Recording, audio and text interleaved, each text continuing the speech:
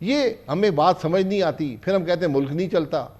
تو میں بار بار کہتا ہوں اگر آپ نے ملک چلانا ہے آپ کو ادارہ ختم کرنا ہوگا، اس کی ناانصافی کو ختم کرنا ہوگا۔ تو یہ بڑی افسوسناک بات ہے کہ اس کیس کے اندر 14 اور لوگوں کی زندگیاں 6 سال کے لیے مفلوج کر دی گئیں۔ نہ وہ کوئی نوکری کر سکتے تھے، نہ کاروبار کر سکتے تھے، نہ خرید و فروخت کر سکتے تھے کسی چیز کی، نہ وہ ملک سے باہر جا سکتے تھے، نہ وہ بینک اکاؤنٹ رکھ سکتے تھے۔ آپ یقین کریں کہ ایسے لوگ تھے جن کے بچوں کے رشتے ٹوٹ گئے کہ اس کا صرف ایک مقصد تھا مجھے گرفتار کرنا۔ تو میں نے پہلے کہہ دیا تھا عمران خان صاحب کو شوق ہے لوگوں کو گرفتار کرنے کا، وہ وکٹیں گرانے کے چکر میں رہتے تھے، آج میں نے فلانے کی وکٹ گرا دی، فلانے کی وکٹ گرا دی۔ تو جو چیئرمین نیب تھے وہ ان کے ساتھ اہلکار بنے ہوئے تھے، جھوٹے کیس بنائے، لوگوں کی زندگیاں تباہ کیں، ملک کے اندر انویسٹمنٹ ختم کر دی۔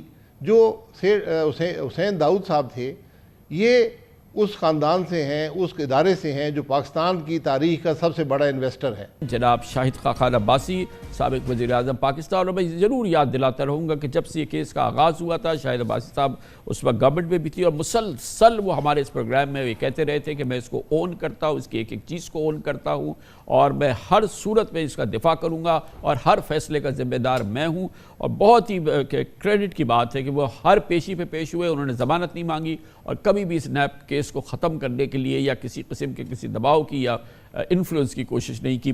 بہت بہت شکریہ شاہد خاقان عباسی صاحب، ظاہر ہے کہ بہت بہت مبارک ہو آپ کو، مگر اصل بات تو یہ ہے کہ اس کے باوجود نیب ہے، اس کے باوجود یہ ادارہ چل رہا ہے، اس کے باوجود کہ ہمارے پاس پہاڑ ہے کہ یہ نیب کیا کرتی رہی، اس کے باوجود کہ جو پچھلے 5 سال تک چیئرمین نیب تھے ان کو ایک نوٹس نہیں دیا گیا، ایک سوال ان سے نہیں پوچھے گیا، ایک دن ان کو کسی نے طلب نہیں کیا، مگر پھر بھی یہ ادارہ چل رہا ہے، وہی نظام چل رہا ہے۔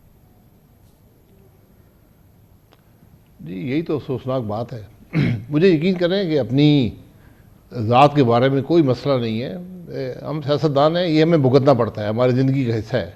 بدنصیبی ہے کہ یہ کام ہوتے ہیں، اور پھر جو لوگ یہ کام کرتے ہیں، جو چیئرمین نیب صاحب تھے جو سپریم کورٹ کے جج بھی رہے ہیں بدقسمتی سے، جاوید اقبال صاحب، یہ بدنصیبی ہے کہ اس آدمی سے آج کوئی پوچھنے والا نہیں ہے، اور اس کو لگائے ہوا ہے اسی حکومت نے مسنگ پرسن کا جو ایک کمیشن بنا ہوا ہے، اس کے سربراہ ہیں پچھلے 11 سال سے۔ تو یہ بڑی افسوسناک بات ہے کہ اس کیس کے اندر 14 اور لوگوں کی زندگیاں 6 سال کے لیے مفلوج کر دی گئیں۔ نہ وہ کوئی نوکری کر سکتے تھے، نہ کاروبار کر سکتے تھے، نہ خرید و فروخت کر سکتے تھے کسی چیز کی، نہ وہ ملک سے باہر جا سکتے تھے، نہ وہ بینک اکاؤنٹ رکھ سکتے تھے۔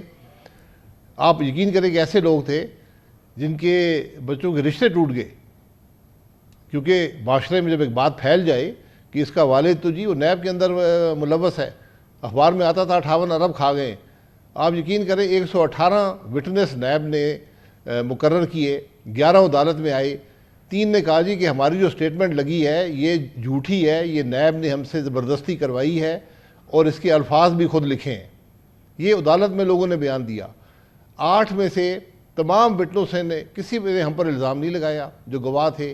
ایک گواہ سے پوچھا جج صاحب نے کہ جی اس سے حکومت کا کتنا نقصان ہوا ہے، اس نے کہا جی نقصان تو ایک طرف کر دیں، 450 ارب کا فائدہ ہو چکا ہے اس ٹرمینل سے۔ یہ صرف ٹرمینل لگانے کا کیس تھا جو سوئی سدرن کمپنی نے، جو ایک اسٹاک ایکسچینج کی کمپنی ہے، اپنے ٹینڈر پروسیس سے لگایا تھا، اس پر یہ کیس بنایا گیا۔ اس کیس کا صرف ایک مقصد تھا مجھے گرفتار کرنا۔ تو میں نے پہلے کہہ دیا تھا عمران خان صاحب کو شوق ہے لوگوں کو گرفتار کرنے کا، وہ وکٹیں گرانے کے چکر میں رہتے تھے، آج میں نے فلانے کی وکٹ گرا دی، فلانے کی وکٹ گرا دی۔ تو جو چیئرمین نیب تھے وہ ان کے ساتھ اہلکار بنے ہوئے تھے، جھوٹے کیس بنائے، لوگوں کی زندگیاں تباہ کیں، ملک کے اندر انویسٹمنٹ ختم کر دی۔ جو حسین داؤد صاحب تھے یہ اس خاندان سے ہیں، اس ادارے سے ہیں جو پاکستان کی تاریخ کا سب سے بڑا انویسٹر ہے۔ کسی کمپنی نے، کسی ادارے نے اس سے زیادہ پاکستان میں انویسٹ نہیں کیا۔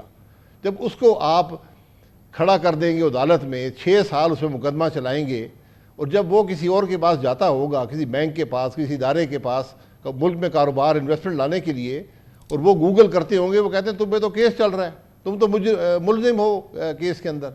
یہ ہمیں بات سمجھ نہیں آتی، پھر ہم کہتے ہیں ملک نہیں چلتا۔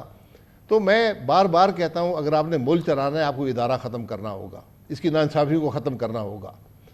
اور ہم نے تو فیصلہ کیا ہے کہ جن لوگوں نے یہ ظلم کیا اپنی ذات کے لیے نہیں، ہم پہ جو ہوا وہ اس کا ہم سے ہمیں کوئی فکر نہیں ہے، لیکن جو ہمارے ساتھیوں کے ساتھ ظلم ہوا، جن کو اریسٹ وارنٹ لکھے گئے، ایک ٹیبل پر ایک اریسٹ وارنٹ تھا اور ایک اپروور کی سٹیٹمنٹ تھی کہ یہ سٹیٹمنٹ دے دو اس کے خلاف، تو ان سے حساب لینا ضروری ہے تاکہ آئندہ یہ ظلم اس ملک کے اندر نہ ہو سکے۔ وہ ہم نے ان لوگوں کا پیچھا کرنا ہے، یہ ہم نے فیصلہ کیا۔ اچھا شاید عباس صاحب جو آپ فرما رہے ہیں، ظاہر ہے کہ ایک ایک لفظ اس کا جو ہے وہ تصدیق شدہ ہے، ایک ایک لفظ سب کو پتہ ہے، ایک ایک لفظ سپریم کورٹ کے تمام ججز کو پتہ ہے، اس لیے ایک ایک لفظ تمام اعلیٰ عدلیہ کو پتہ ہے، ایک ایک لفظ اس حکومت کے ایک ایک فرد کو پتہ ہے، شہباز شریف صاحب کو پتہ ہے، نواز شریف صاحب کو پتہ ہے۔ اس جماعت کی منشور میں لکھا ہے کہ نیب کو وہ ختم کر دیں گے، اور نیب کو ختم کرنا ان کے منشور کا حصہ ہے۔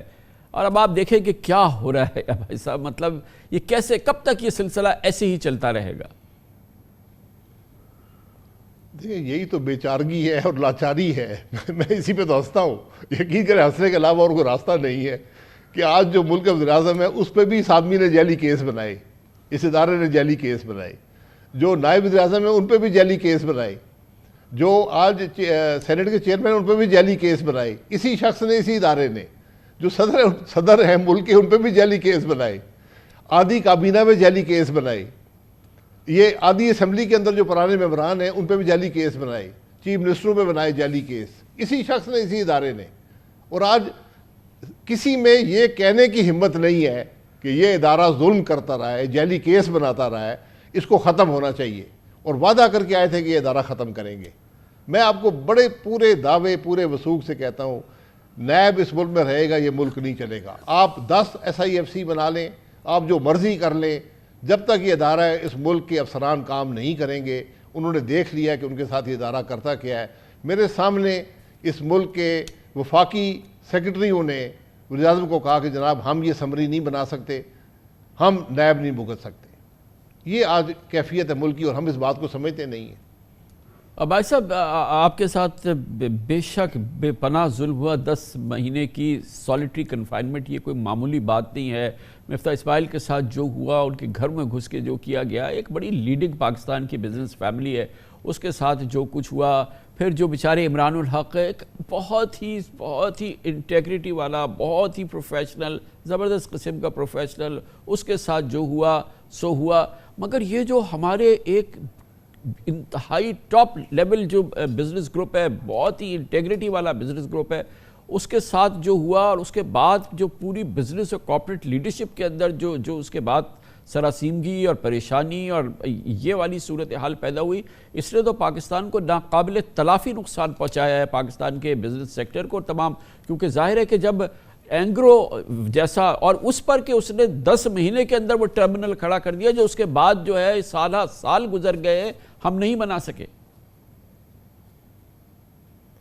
آپ یقین کریں کہ پوری جو یہ LNG کی دنیا ہے، اس کے اندر پاکستان کا جو اینگرو کا ٹرمینل ہے، اس کو ایک کیس سٹڈی کے طور پہ پیش کیا جاتا ہے کہ ایک ملک نے 10 مہینے میں پوری LNG کی سپلائی چین کھڑی کر دی، ٹرمینل بنا دیا۔ یہ بہت مشکل انجینئرنگ کا کام ہوتا ہے، اس میں سالہ سال لگتے ہیں۔ انڈیا کو 5.5 سال لگے تھے لگانے میں، یہاں 10 مہینے میں بغیر حکومت کے ایک پیسے کے دنیا کا سستا ترین ٹرمینل ہے، اس کی جو کاسٹ ہے، اور دنیا میں سب سے زیادہ چلنے والا ٹرمینل ہے۔ آج بھی 99% سے زیادہ اس کی یوٹیلائزیشن ہے۔ آپ جانتے ہیں کہ لوگ IBP کی شکایت کرتے ہیں، جی وہ چلتے جی سال میں 40% ہیں اور پیسے پورے لیتے ہیں۔ یہ وہ ٹرمینل ہے جو پہلے دن سے پوری کیپیسٹی پہ چل رہا ہے اور آج بھی چل رہا ہے۔ یہ 8-9 سال ہو گئے ٹرمینل کو چلتے ہوئے، ٹرمینل آج تک نہ کبھی بند ہوا نہ خرابی پیدا ہوئی۔ اور اس وقت یہ 2 جو ٹرمینلز ہیں LNG کے ہمارے دور میں لگے تھے، آج یہ تقریباً 25% گیس جو پاکستان کی ہے یہ ٹرمینل سپلائی کرتے ہیں۔ ان کے بغیر آپ کا ملک آج انرجی کے ایک بہت بڑے بحران سے دوچار ہوتا، اور ملک کی اربوں ڈالر سالانہ اضافی ادا کرنے کہ ٹھیک ہے حکومت کچھ نہیں کر رہی، سپریم کورٹ کے کان پہ جوں نہیں رینگ رہی، یہ سب دیکھ رہے ہیں کہ کیا اس ملک میں ہوا۔ آپ لوگ کورٹ جائیں گے، آپ لوگ کچھ اس کا مداوع چاہیں گے، کچھ آپ لوگوں کی خاندان اس معاملے میں کتنا انہوں نے سفر کیا ان بیچاروں نے، آپ اس کا کچھ مداوع نہیں حاصل کریں گے؟ نہیں جی، ہم ذاتی طور پہ میں اور مفتاح اسماعیل کچھ نہیں چاہتے ہیں، لیکن جو ہمارے ساتھیوں کے ساتھ ظلم ہوا اس کا ازالہ بہت ضروری ہے۔ آپ نے شیخ عمران صاحب کا ذکر کیا، آغا جان اختر جو پورٹ قاسم کے چیئرمین تھے، بہت قابل ترین افسر جی تھے۔ ہاں، بے شک۔ محترمہ عظمیٰ عادل صاحبہ جو قابل ترین سوئی ناردرن کی MD رہی ہیں، اوگرا کی چیئر پرسن رہی ہیں۔ سعید صاحب تھے، اوگرا ایک پوری زندگی بیوروکریسی میں رہے ہیں، اوگرا کے چیئرمین رہے۔ عامر صاحب ممبر رہے اوگرا میں۔ اس طرح اور بہت سے لوگ، ان کی زندگی تباہ کر دی ہیں۔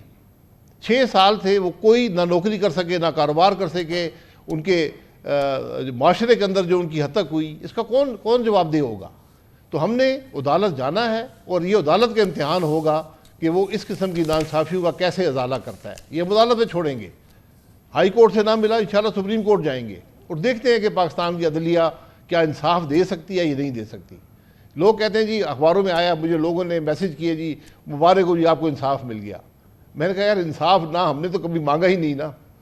میں تو پہلے دن سے کہہ رہا ہوں کہ ہمیں پروسیکیوٹ کریں، آپ نے الزام لگایا ہے، آپ کیس چلائیں، ٹی وی کیمرے لگائیں، پورے پاکستان کو دکھائیں ہم نے کون سا ظلم کیا ہے۔ میں آج بھی کہتا ہوں ان 14 لوگوں کو چھوڑ دیں، میرے اوپر کیس چلائیں، اس ملک کے عوام کو دکھائیں، لیکن یہ ظلم جو ہے اس کا ازالہ کسی نہ کسی دن تو ہوگا، اور یہ کرنا پڑے گا، ورنہ یہ ملک نہیں چلیں گے۔ جس ملک میں ناانصافی ہو، کہتے ہیں جی آپ کو انصاف مل گیا، تو میں نے کہا جو ناانصافی کی تھی ان کے خلاف آپ نے کیا کیا ہے، اور یہ آپ کو کرنا پڑے گا۔ یقین کریں کہ جس ملک میں لوگ اپنے آپ کو قانون سے بالا سمجھیں۔ آپ کا کیس، آپ لوگوں کا کیس سر فہرست ہے، مگر ان گنت کیسز ہیں سر، ایسے ان گنت لوگ ہیں جنہوں نے قیامت ان پہ گزری ہے، جن پہ قیامت گزری ہے اس پورے دور کے اندر، اور یہ پورا جو کچھ ہوا ہے شاید اب بھی گزر رہی ہو۔